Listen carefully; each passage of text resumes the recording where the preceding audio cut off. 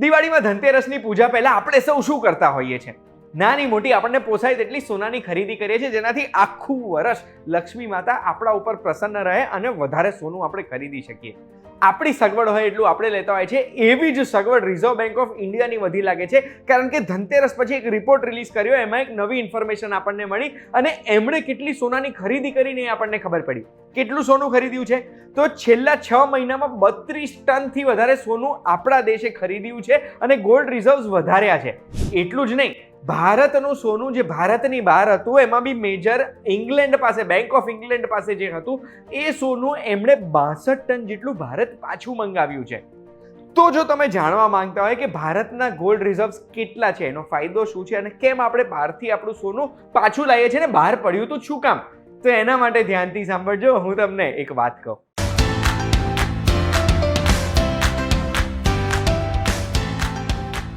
એક વાત કહું, આપનું સ્વાગત છે. મારું નામ છે ગુંજુ ઠક્કર. કેમ બહારથી સોનું પાછું લાવે એની પહેલા આપણી પાસે સોનું કેટલું છે તો કહી દઉં. રિઝર્વ બેંક ઓફ ઇન્ડિયા દર 6 મહિને એક રિપોર્ટ રિલીઝ કરે છે અને એ રિપોર્ટમાં માર્ચ અને સપ્ટેમ્બરના આંકડા આપણે કમ્પેર કરીશું તો રિઝર્વ બેંક ઓફ ઇન્ડિયાના ટોટલ રિઝર્વ્સ સોનાના 32.6 ટનથી વધ્યા છે. એટલે હાલમાં રિઝર્વ બેંક ઓફ ઇન્ડિયા પાસે 854 ટનથી પણ વધારે સોનું રિઝર્વ્સમાં છે. પણ આ બધું સોનું આપણા દેશમાં નથી હોતું. આપણા દેશમાં કેટલું સોનું છે તો 408 ટન જે માર્ચ 2024માં હતું ને, એ સપ્ટેમ્બરના એન્ડમાં આપણી પાસે 510 ટનથી પણ વધારે છે. એટલે 102 ટનથી વધારેનો વધારો થયો છે. આપણા દેશમાં આપણું કેટલું સોનું પડ્યું છે ને એમાં. આ સોનું મેજર મુંબઈમાં અને નાસિક પાસે રિઝર્વ બેંક ઓફ ઇન્ડિયાની જે ટ્રેઝરીઝ હોય ને એમાં રાખવામાં આવે છે. હવે 854 માંથી 510 ટન ભારતમાં છે, તો બીજું ભારતની બહાર આપણે ક્યાં સ્ટોર કરીએ છીએ? તો લંડનમાં બેંક ઓફ ઇંગ્લેન્ડ છે, સ્વિટ્ઝરલેન્ડમાં બેંક ઓફ ઇન્ટરનેશનલ સેટલમેન્ટ્સ છે. આ બંને જગ્યાએ થઈને માર્ચમાં આપણું ટોટલ સ્ટોરેજ હતું 387 ટન, જે સપ્ટેમ્બરમાં ઘટ્યું છે. કેટલું ઘટ્યું છે? તો 63 ટન ઘટીને 324 ટન આપણે ભારતની બહાર સ્ટોર કરીએ છીએ.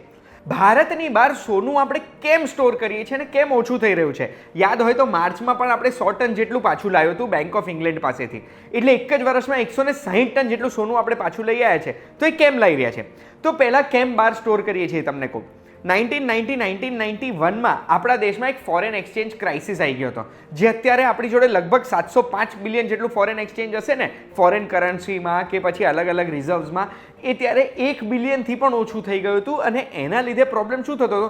આપણે કોઈ પણ વસ્તુ ઇમ્પોર્ટ કરવી છે કે પછી આપણે એક્સપોર્ટ કરીએ છીએ તો એનું જે પેમેન્ટના સેટલમેન્ટ્સ હોય ને, એ સેટલમેન્ટ કરવા માટે આપણી જોડે ફોરેન એક્સચેન્જ રિઝર્વ જ નહોતું. અને એટલા માટે 1991માં આપણે આપણું સોનું રિઝર્વમાં મૂક્યું હતું બેંક ઓફ ઇંગ્લેન્ડ પાસે, બેંક ઓફ ઇન્ટરનેશનલ સેટલમેન્ટ પાસે, જેનાથી એ આપણને ક્રેડિટ લાઇન આપે, જે ક્રેડિટ લાઇનથી આપણા ઇન્ટરનેશનલ સેટલમેન્ટ્સ ઇઝીલી થઈ જાય. એક પ્રકારની ગોલ્ડ લોન મળી હતી એવું આપણે કહી શકીએ.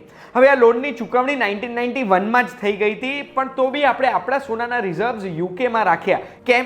સૌથી પહેલાં તો સિક્યોરિટી માટે અને બીજું કન્વિનિયન્સ માટે, કે કદાચ ફરી આપણને આવા કોઈ રકમની જરૂરત પડી તો આપણે એના માટે ફરીથી સોનાને ટ્રાન્સપોર્ટ નહીં કરાવવું પડે. એવું કહે છે ને, ઘાટ કરતાં ઘડામણ મોંઘી થઈ જાય. બસ આ એ પ્રોબ્લેમ ના આવે. આજે આપણા સોનાના રિઝર્વ્સ 3 અલગ અલગ કોન્ટિનેન્ટ્સ ઉપર છે. એશિયામાં ભારતમાં છે, યુરોપમાં યુકે અને સ્વિટ્ઝરલેન્ડમાં છે, અને અમેરિકામાં ન્યુયોર્કમાં પણ આપણા સોનાના રિઝર્વ્સ પડ્યા છે, જેનાથી આજે ક્યાંય પણ કોઈ પણ પ્રોબ્લેમ આવે તો આપણા બધા રિઝર્વ્સ એક જ જગ્યાએ ના હોય. એટલે એક બાજુ સેફટી સચવાઈ ગઈ, બીજી બાજુ ફોરેન એક્સચેન્જ સેટલમેન્ટ્સ માટે આપણે જો પ્લેજ કરવું પડે છે આ સોનું, તો આપણે પ્લેજ કરીને સેટલમેન્ટ્સ કરાવી શકીએ છીએ.